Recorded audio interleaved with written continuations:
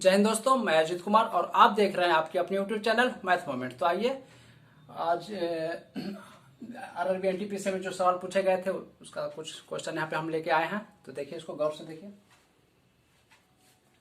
कह रहा है कि 1200 रुपये का 5% वार्षिक दर से 2 वर्ष का SI तथा CI का अंतर क्या होगा। क्या कह रहा है? CI तथा SI का अंतर पूछा जा रहा है। यहाँ पे प्रिंसिपल वैल्यू दिया हुआ है 1200 रुपये, रेट दिया हुआ है 5%, टाइम दिया हुआ है 2 वर्ष। तो सबसे पहले तो इसमें हमें मालूम होना चाहिए कि SI क्या होता है, CI क्या होता है और इसका डिफरेंस क्या होता है, अंतर क्या होता है। तो देखिए, 2 वर्ष के लिए बोल रहे हैं। कितने? 2 वर्ष के लिए।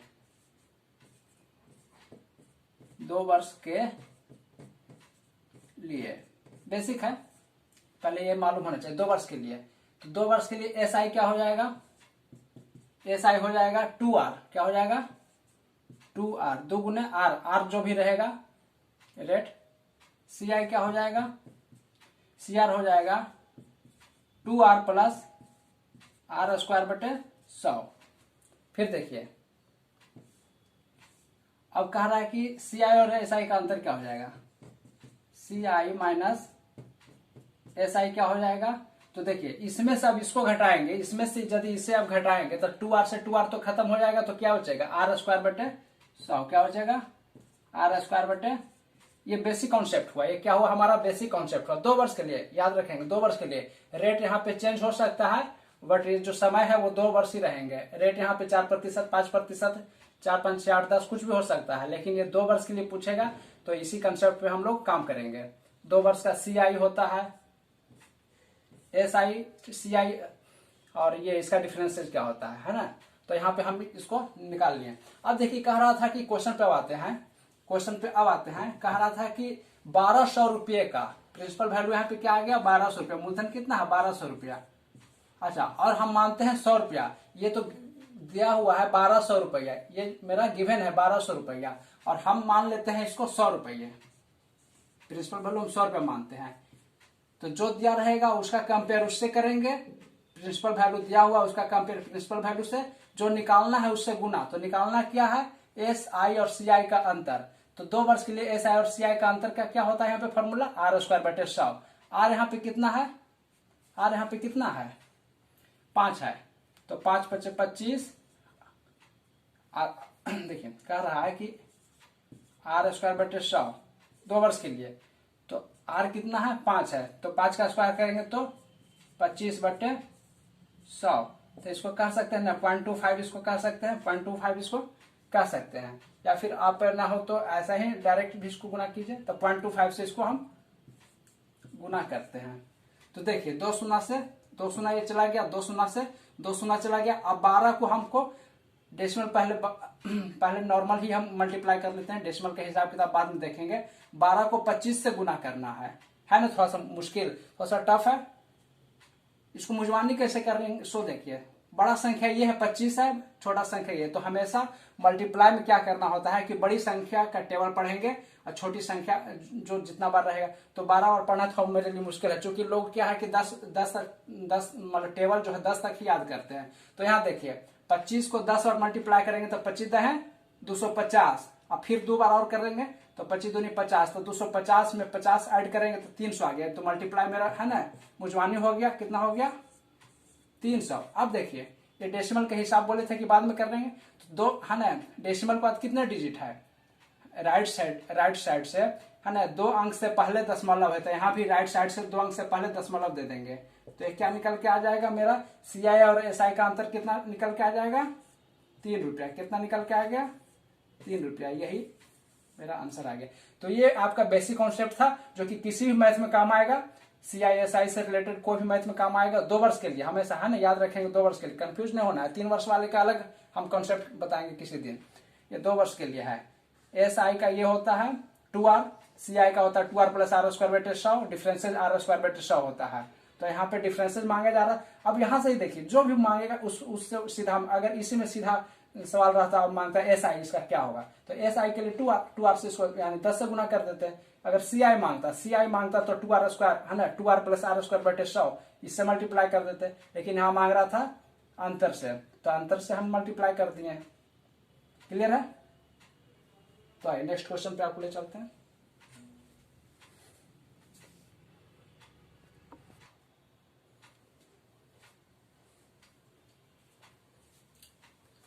आइए क्वेश्चन नंबर 2 पे आपको ले चलते हैं। अच्छा एक चीज और, आरआरबी एनटीपीसी का एग्जाम जिनका अभी नहीं हुआ होगा वो प्लीज कमेंट सेक्शन में अपना कमेंट करके यस या नो करके बताएंगे। देखिए, सीता और रीता की वर्तमान आयु का अनुपात 3:7 है। कह रहा है कि सीता और रीता की वर्तमान आयु का अनुपात 3:7 है। क्लियर है?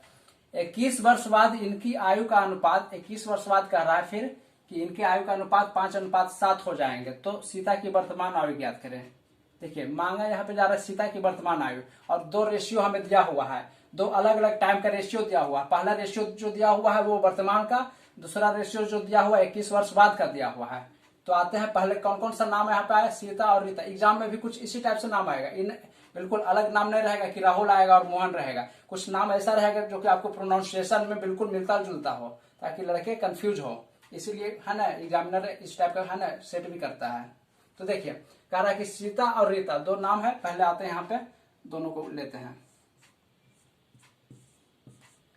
सीता और रीता। ठीक है, रेशियो दिया हुआ है वर्तमान का 3:7। कब का दिया हुआ है? 3:7 जो ये रेशियो है वर्तमान का है। यहाँ पे लिख देते हैं वर्तमान, ये वर्तमान का रेशियो है 3:7। एक और रेशियो है, देखिए 21 वर्ष बाद का रेशियो है 5:7। 5:7 कितना? 5:7। ये कब का है? 21 वर्ष बाद के। तो देखिए तरीका देखिए है ना लिखने का, कैसे +21 कर देंगे है ना, +21 मतलब 21 वर्ष बाद का। पहले का रहता तो -21 करते। पूरा ये पूरा शब्द में नहीं लिखना, फिगर में हम इसको लिख दिए। अब देखिए 2 रेशियो यहाँ पे दिया हुआ है। सबसे पहले इसमें हम क्या करेंगे कि दोनों का अंतर से है ना गुना कर देंगे। इसमें कितने का अंतर है? 3 और 7 में कितने का अंतर है? 3 और 7 में कितने का अंतर है? 4 का। तो इस वाले अंतर को इससे गुना कर देंगे, यहाँ पे इससे कर देंगे। और इसमें कितने का अंतर है? 2 का। 5 और 7 में कितने का अंतर है? 2 का। तो इस वाले अंतर से इसको गुना कर, मतलब इसका जो अंतर है उसको इससे मल्टीप्लाई, इसके अंतर को इससे मल्टीप्लाई। क्लियर है? अब देखिए 2 और 4 से क्यों हम गुना करें, चलिए काट के है ना 1 से, और मतलब 1 और 2 से ही मल्टीप्लाई कर देते हैं। इसको 1 से करते हैं मल्टीप्लाई, इसको 2 से करते हैं। तो 1 से करे या ना करे बात में कोई फर्क नहीं पड़ेगा। अब यहाँ पे केवल इसको 2 से कर देना है, 2 से मल्टीप्लाई कर देना है। क्लियर है? अब देखिए कह रहा था कि वर्तमान और 21 वर्ष में कितने वर्ष का अंतर होता है? वर्तमान और 21 वर्ष में अंतर कितने का आया? 21 का आया। कितने का आया? 21 का आया। वर्तमान और 21, आज वर्तमान है मतलब आज का जो भी है ना तिथि है, तारीख है, और 21 साल बाद में कितने का अंतर आएगा? कितने वर्ष का अंतर आएगा? 21 साल का अंतर आएगा। और यहाँ देखिए कितने वर्ष का आ रहा है अंतर? 3 से 10 हो रहा है। 3 से कितना हो रहा है? 5 दूनी 10, ये 10 हो रहा है। सेम यहाँ भी यही अंतर आएगा, 3 से 10 आया, मतलब कि 7 वर्ष का आप डिफरेंस पाए। फिर यहाँ 7 से 14, यहाँ भी 7 वर्ष का। तो ये जो अंतर था, समय का अंतर था, इसका कंपेयर रेशियो वाले समय से करेंगे। तो रेशियो वाले में कितने का अंतर आ रहा है? 3 से हो गया 10, तो 7 वर्ष का अंतर आ रहा है। सेम यही 7 यहाँ भी आएगा, 7 से 14, ये 7 है, ये 14 है, तो कितना यहाँ भी 7, दोनों तरफ सेम रहेगा, दोनों तरफ सेम रहेगा। तो इसका कंपेयर इससे कर दिए। निकालना क्या है? कह रहा है कि सीता का वर्तमान आयु, सीता की वर्तमान आयु। देखिए सीता यहाँ है, वर्तमान यहाँ है, तो इससे 3 से मल्टीप्लाई कर देंगे। कैसे? सीता का ये आयु है वर्तमान में 3, और रीता के वर्तमान में था 7, तो जो पूछेगा उससे मल्टीप्लाई। सबसे पहले हम लोग हमने क्या किया कि जो दिया हुआ था मूल राशि, इसे मूल राशि दिया हुआ था, उसका कंपेयर उसी से किया। तो ये 21 वर्ष था दिया हुआ, दोनों का अंतर, उसका कंपेयर अंतर से कर दिए, और जो निकालना है उससे मल्टीप्लाई करेंगे। निकालना क्या है? तो सीता की वर्तमान आयु, तो 3 से इसको मल्टीप्लाई करेंगे। क्लियर है? अब देखिए 3 सत्य 21, 7 21 हुआ, अब 3 3 9, तो ये 9 वर्ष हो गया सीता की वर्तमान आयु। इसी में अगर मान लीजिए रीता का पूछ लिया होता वर्तमान आयु, तो 7 से मल्टीप्लाई करते, और अगर सीता का 21 साल बाद का आयु पूछता तो 10 से मल्टीप्लाई करते, तो कंसेप्ट यहाँ पे मायने रखता है। कंसेप्ट यदि आप इसको पकड़ लिए हैं तो क्वेश्चन कितना भी क्यों ना घुमाए, है ना, आप उसको बना ही लेंगे। देखिए नेक्स्ट क्वेश्चन क्या लिखा था।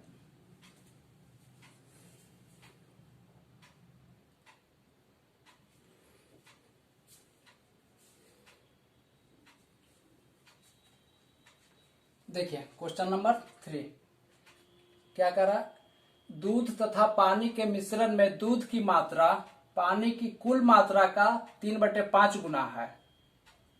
यदि मिश्रण की कुल मात्रा 40 लीटर है तो पानी की मात्रा ज्ञात करें। अब बताइए कौन सा चैप्टर का क्वेश्चन हुआ। हमें तो लग रहा मिश्रण का क्वेश्चन है ये। चलिए इसको रेशियो पे बनाते हैं। हाँ, बड़ा आसानी से बन जाएगा रेशियो पे। कहा मिश्रण वाले मथे में चक्कर में फंसेगा। देखिए कह रहा है कि दूध तथा पानी के मिश्रण में दूध की मात्रा पानी की कुल मात्रा का 3/5 गुना है। यदि मिश्रण की कुल मात्रा 40 लीटर है तो पानी की मात्रा ज्ञात करें। यहाँ पे सबसे पहले हमें क्या देखना है, ये रेशियो। ये क्या दिया हुआ है, रेशियो दिया हुआ है, रेशियो के रूप में दिया हुआ है। रेशियो किस किस का दिया हुआ है, तो कह रहा पानी की कुल मात्रा का। एक चीज आप लोग याद रखेंगे, का या से का मतलब होता है हर। यहाँ पे हम लिख दे रहे हैं का रहे या से रहे। का या से का मतलब क्या होता है, का या से का मतलब होता है हर। का या से का मतलब होता है हर। अब देखिए इसमें का लगा हुआ, इसमें क्या लगा हुआ है, का लगा हुआ है, इसमें का लगा हुआ है। तो कह रहा है कि पानी की कुल मात्रा का, तो पानी की कुल मात्रा में लगा हुआ है 3/, पानी की कुल मात्रा में लगा हुआ है का। तो देखिए पानी की मात्रा हो जाएगा 5, बाकी जो बचेगा दूध की मात्रा ये 3। तो यहाँ पे रेशियो हम लिखते हैं दूध और पानी की, दूध अनुपात पानी, दूध अनुपात पानी का। तो क्या बोल रहे हैं कि जिसमें का या से लगा रहे वो हर हो जाएगा। तो पानी में का या से लगा है, पानी की मात्रा में लगा हुआ है, पानी की मात्रा में लगा हुआ है का, तो ये हो जाएगा 5। क्या हो जाएगा 5। और किसकी, दूध की मात्रा का, है ना, दूध की मात्रा जो है पानी की मात्रा का, तो दूध यहाँ हो जाएगा 3, दूध हो जाएगा 3। अब देखिए यहाँ पे क्या दिया हुआ है, ये रेशियो मेरा निकल के आ गया, दूध और पानी का 3:5। अब कह रहा है कि टोटल है ना मिश्रण की कुल मात्रा 40 लीटर है। मिश्रण की कुल मात्रा 40 लीटर है, मिश्रण की कुल मात्रा 40 लीटर है। यहाँ पे मिश्रण कितना है, 3 और 5 8 हो गया। 3 दूध है, 5 पानी है, तो टोटल मिश्रण कितना हो जाएगा, दोनों को मिलाएंगे तभी ना मिश्रण कहलाएगा। यहाँ जब मिश्रण दिया हुआ तो यहाँ भी हम मिश्रण निकालेंगे ना, तो 3 और 5 8।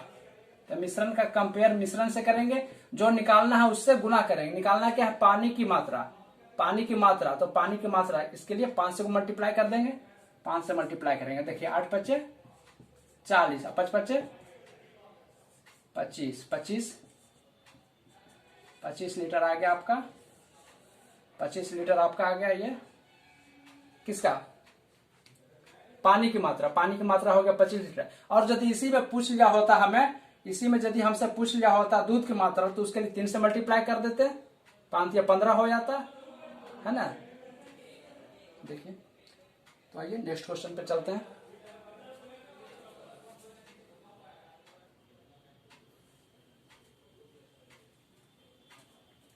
देखिए क्वेश्चन नंबर 4 क्या कर रहा है, 3/4, 2/3, 1/3, 5/6 और 6/7 का HCF ज्ञात करें। क्या करना है इसमें, HCF। देखिए इसका फ्रैक्शन के रूप में इसका HCF मांग रहा है।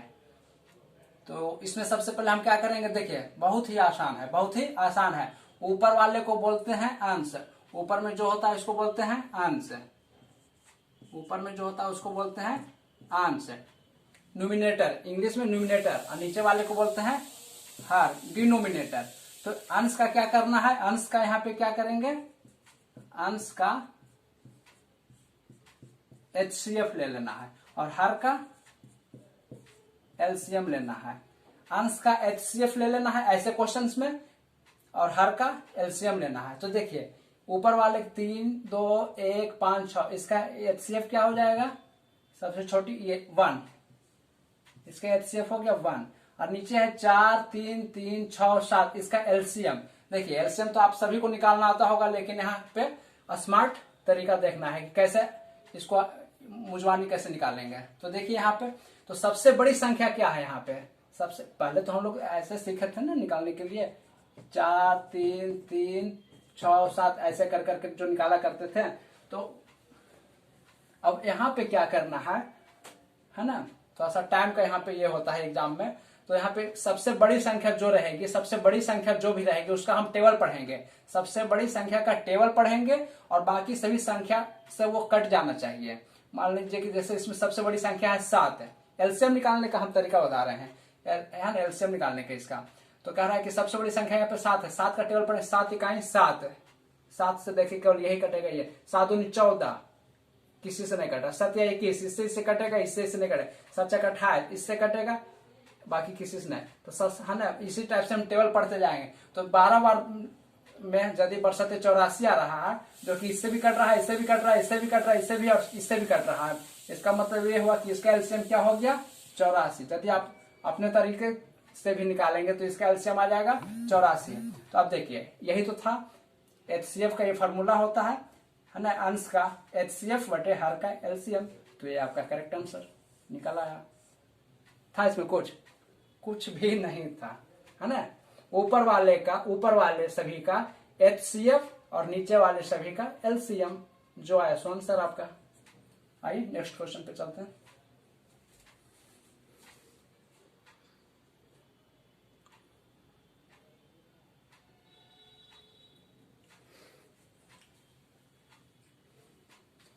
देखिए कह रहा है कि दो धनात्मक संख्याओं का अंतर 50 है। क्या कह रहा है? दो धनात्मक संख्याओं का अंतर 50 है और उन दोनों का अनुपात 7:2 है, तो दोनों संख्याओं का गुणनफल क्या होगा? देखिए यहाँ पे एक मूल राशि दिया हुआ है, क्या है?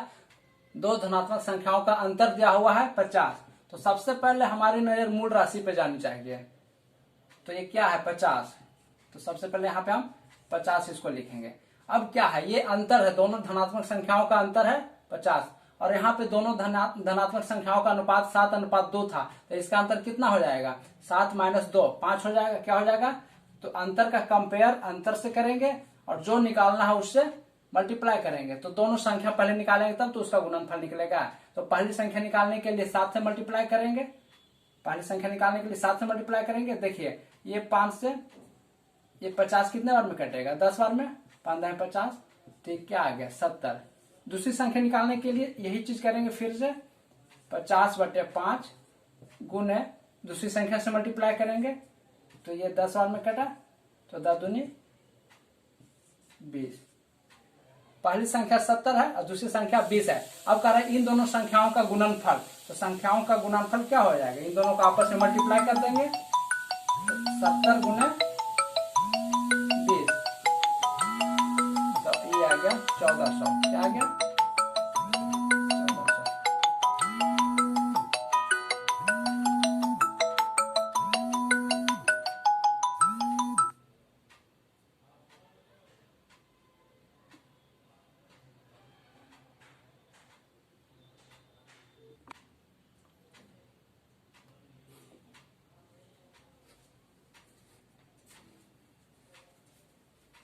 देखिए कह रहा है कि जब एक बर्तन में 20 लीटर दूध डाला जाता है तो बर्तन का 3/5 भाग खाली रह जाता है। कह रहा है कि जब एक बर्तन में 20 लीटर दूध डाला जाता है तो बर्तन का 3/5 भाग खाली रह जाता है। तो बताएं कि कितना लीटर दूध और डाला जाए कि बर्तन पूर्णतः भर जाए। कह रहा है कि बर्तन है, उसकी अपनी क्षमता होती है 10, 20, 50 लीटर उसमें अट सकता है। अब 3/5 भाग खाली रह जाता है। किसका 3/5 भाग? टोटल कैपेसिटी का, टोटल जो भी बर्तन का कैपेसिटी है उसका 3/5 भाग खाली रह जाता है। तो देखिए बर्तन का ना, पिछला क्वेश्चन में बताए थे कि जिसमें का और से लगा रहा है उसको हर मान लेंगे। तो बर्तन का 3/5, तो बर्तन में का लगा हुआ, तो बर्तन का टोटल कैपेसिटी कितना होगा? 5। टोटल कितना होगा? टोटल होगा 5। अब कह रहा है ना, खाली रह जाता है 3/5 भाग तक, 3 खाली रह जाता है, खाली रह जाता है 3। तो भरा कितना? भरा कितना? भरा कितना? टोटल 5 था कैपेसिटी, 3 खाली रह गया, तो भरा कितना? 2। 2 भरा, 2 भरा। क्या चीज से भरने वाली है यहाँ पे? दूध से। मतलब कि इसमें समझिए कि दूध था ना, दूध था 2 लीटर। अब कह रहा है कि जब एक बर्तन में 20 लीटर दूध डाला जाता है, 20 लीटर दूध डाला गया, ठीक है। अब देखिए मूल राशि यहाँ पे हमें दिखाई दे रहा 20, तो यहाँ पे 20 लीटर दूध डाला गया, दूधे से ना भरा हुआ है, तो यहाँ पे कितना है दूध, तो दूध का कंपेयर दूध से करेंगे, दूध रेशियो में हमें कितना दिखाई दे रहा है 2 लीटर। निकालना क्या है, जो निकालना रहेगा उससे गुणा करेंगे। तो बताएं कि कितना लीटर दूध और डाला जाए, कितना लीटर दूध और डाला जाए कि बर्तन पूर्णतः भर जाए।